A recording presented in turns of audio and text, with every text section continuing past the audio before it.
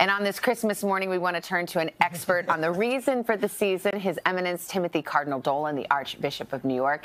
He has made the short commute this morning from St. Patrick's to join us. Cardinal Dolan, good morning. Way to go, Savannah. Blessed Christmas to you and everybody out there. I look forward to this every year. Thanks for inviting me. It's kind of our little tradition now. And how strange to walk over from St. Patrick's and nobody's out. Yeah. Everybody's at home where we should be for Christmas, right? You always have a good message for Christmas at Mass. What's your focus this year?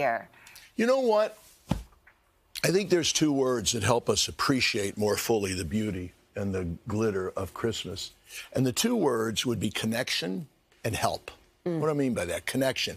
Christmas is a day that brings us together. You think right now what's going on in homes all over this country. People are together. Grandparents, parents, the kids, the toys around the tree. They're getting ready to go to church. They're getting Christmas dinner ready. They're thinking of all the company coming in. You too. You'd rather be home with your kids, right? You want that connection. And in a time when there almost seems to be a hyper-individualism. I mean, what? You walk down the street, nobody will even look and say hello. That connectivity we need. Christmas brings it because God is connected with us in that baby at Bethlehem. There's that connection with God. There's a connection with one another.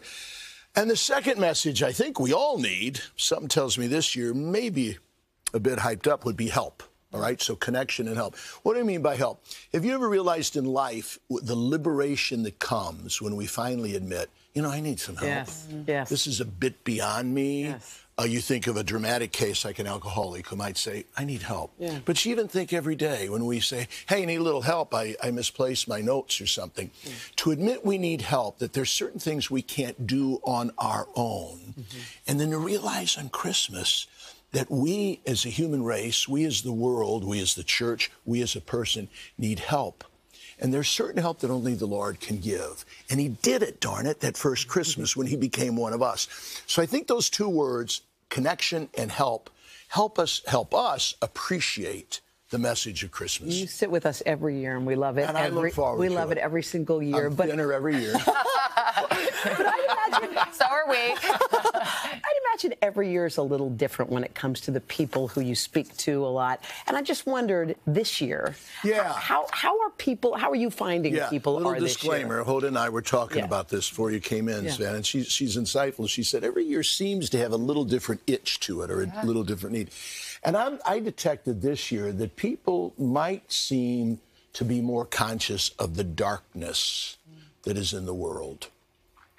Thanks to you all. I mean, no, that's your job. You let us know every day. We tune into you. Thank you, by the way, for the connection that you bring. And you're telling us, necessarily, that's your duty, some disturbing things going on in the world.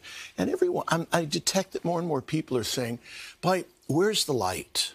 Where's the meaning? Where's the rescue? Where's the focus here? It might be politics. It might be world events. It might be climate change. It might be starvation. It might be the threat of war. Who knows? Everybody has a lot of darkness in their lives, and they know that. Strange, both Hanukkah and Christmas come when? At the darkest time of the year, right? December 21st is when the sun is at its lowest. And we kind of celebrate that the sun turns around and begins to go back up. After Hanukkah and Christmas, couple more seconds of light every day, because the light always trumps, no pun intended, the light always triumphs over darkness. Christmas and Hanukkah celebrate that. And I just sense that this year, people seem to be more aware of some of the darkness in the world and, in their own lives. I was thinking about, you know, you're saying it's such a time of connection, it is, and family and being together, but there are a lot of people maybe watching right now. There you go. You know, they don't have maybe they're estranged from their family or their friends, but they don't have the family they wish they had. They don't, and that's why I'm glad to be with you, to say to those folks, we're with you, we love you, we're praying with and for you. But even they, if you're like when I'm with people, maybe at one of our parishes that host a Christmas dinner, you'll see that they are even nurtured by memories. And they know that there's going to be a couple phone calls. They know that they can look at their Christmas cards. They know that they can remember their husband or wife or their kids. And even those memories bring a connectivity, a connection. So Christmas has a message for all of us. I can't think of the number of people who must come up to you and say, please pray for me. They do. But The power of prayer. Yes, yeah.